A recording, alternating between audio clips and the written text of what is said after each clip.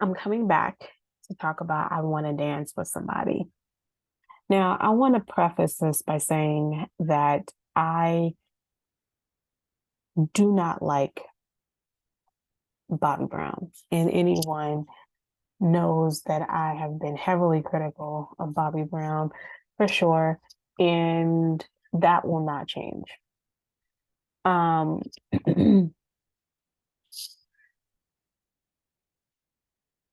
with that being said, I also have been very heavily critical of the Whitney Houston crew because I felt that they absolutely are still using Whitney Houston to make a buck.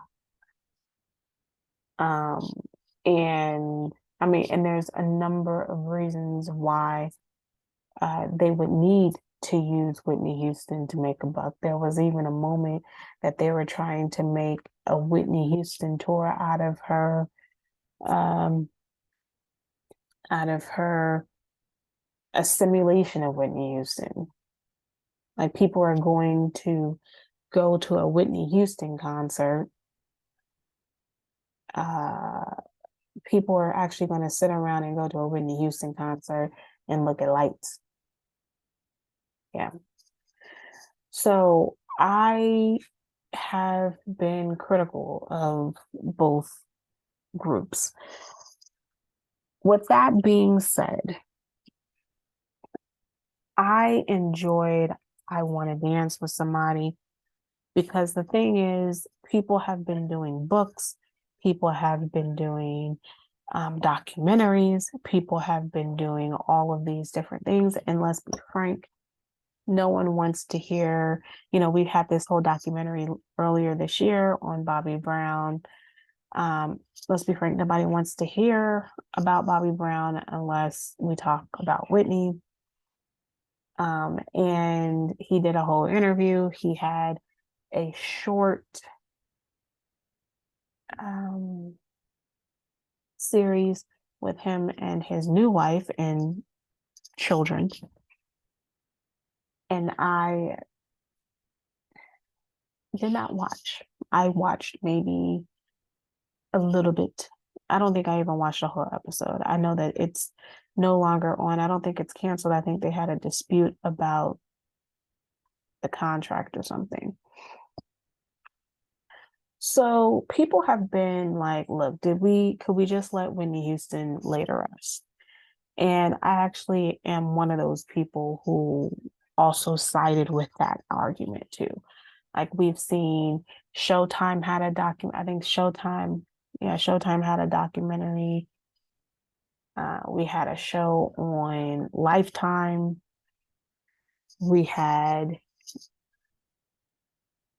a whole documentary. I mean, we've had a number of these things that keep pumping out over the years. And this one is the only one that was going to have her music and, or I don't want to say her music, but her voice.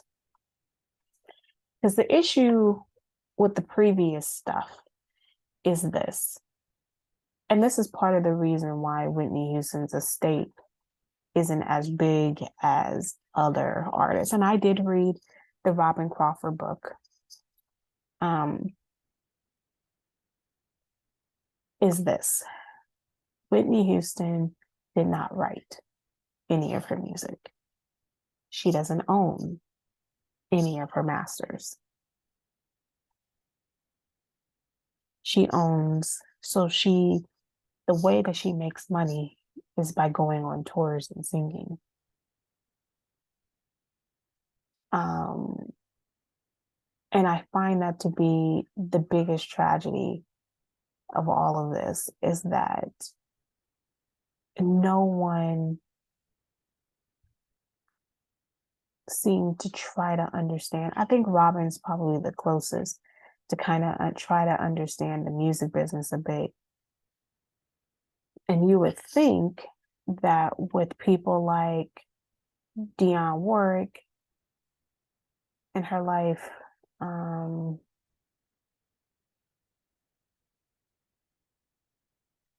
Aretha Franklin,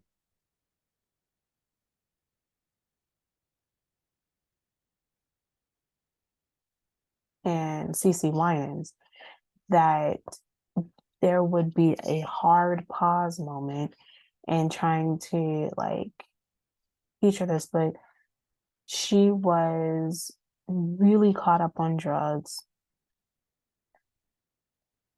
and she was making money from like merchandise and stuff like that, but she wasn't making money. Her money comes from being on tour. I mean, that's essentially where a lot of her money comes from. And she does make money from album sales, but she got to make an album. I want to be mindful that I enjoyed watching this with my daughter because Whitney Houston was the soundtrack of my childhood, because that's when a lot of her music was always on the charts for me. It was my childhood, and being able to, pause, and you would just listen to how, I mean, when she had the kind of voice that caused you to pause and watch. And it was just flawless and rich. I appreciate that the movie went very quickly through much of her life. It did not focus on many of the lows, which there were a lot of lows. And you could tell that the family was much more involved in this because it really touched upon her father and how he was a bloodsucker for sure. I feel that some of this Robin, or someone who was attached to Robin, was in this because Robin absolutely was much more of a focus. And when you hear Bobby's story of their life, you really don't get to see as much of Robin. And part of it, I mean, he wasn't Robin began to start taking a back step as Bobby started taking a front step. So I think that's part of it too. I don't know. I think that there's a lot here that is not in the movie. So if you're looking for um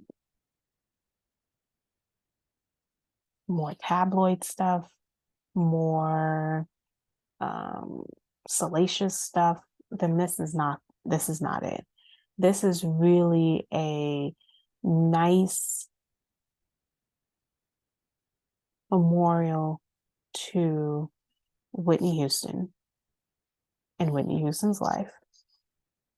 And I do agree that even though she may have died of a drug overdose, I think that what people are failing to realize is that what she's really died from is a broken heart.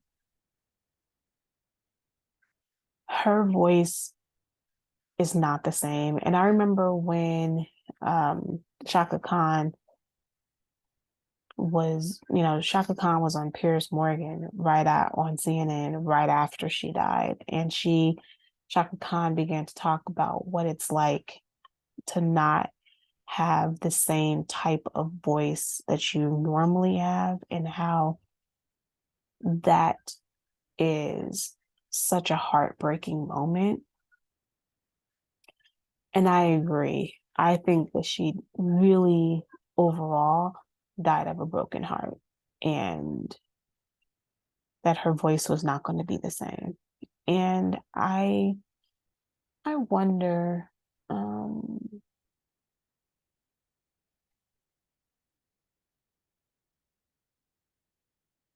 how hard she would have, like, she would have been so brokenhearted knowing. Um, um, yeah, she would have been so brokenhearted knowing that her knowing that her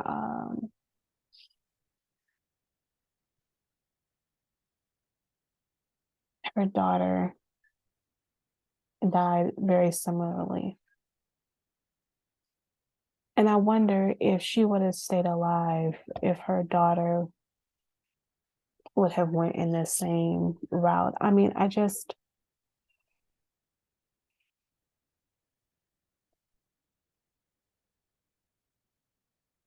but on the other hand, I feel that she was at peace.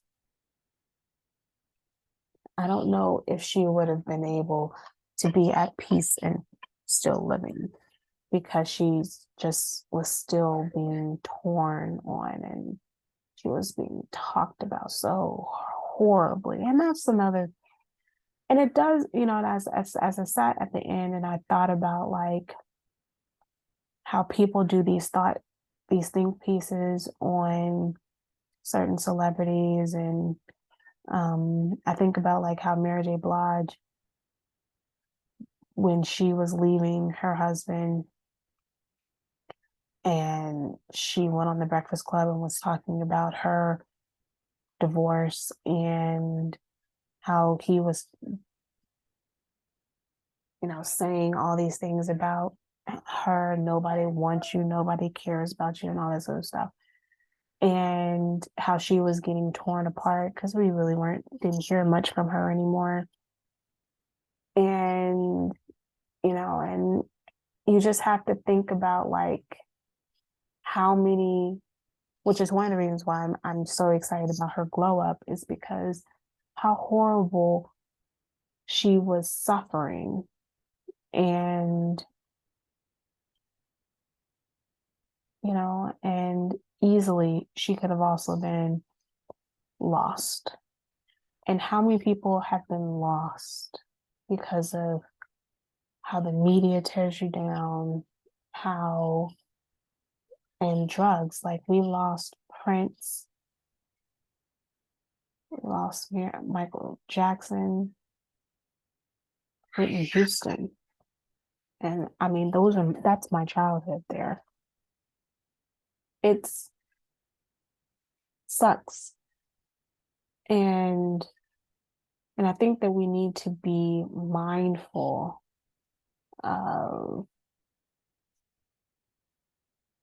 how we can begin to start protecting, if protecting, or maybe not necessarily protecting per se, but at least not being so mean. If you like these people, then everything that you want to say doesn't have to be said. If you don't have a nice thing to say, it's okay to keep it to yourself. And I say that, and I'm already saying how much I'm not a fan of Bobby Brown. I'm not. Um, and I know that other people are much more likely to share compassion, but I'm not going to say that I'm not going to uh, wish ill upon him. At one point, I probably would have said it. So that's my fault. But I'm not, because it's tragic. I mean, he lost another child. But the thing is that there are consequences. And I appreciate in this film, there was a statement. She's like, my daughter sees everything when I'm on the road. Yeah, your daughter sees. And to say, because Bobby Brown consistently said over and over again, I think part of the problem that I have with Bobby Brown is that his level of accountability is very short. He wants to be accountable all the way up to a point, talking about and especially when it comes to his daughter, he blames it on his daughter's ex-boyfriend, who is also dead.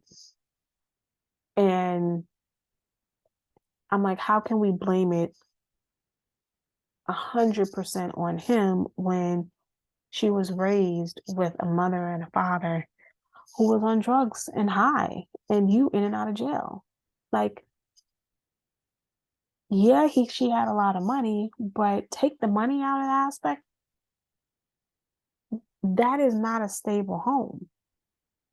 That is just as if that's just like another household who may not have much money, who's broke, and you see two parents fighting and on drugs, and the dad's in and out of jail.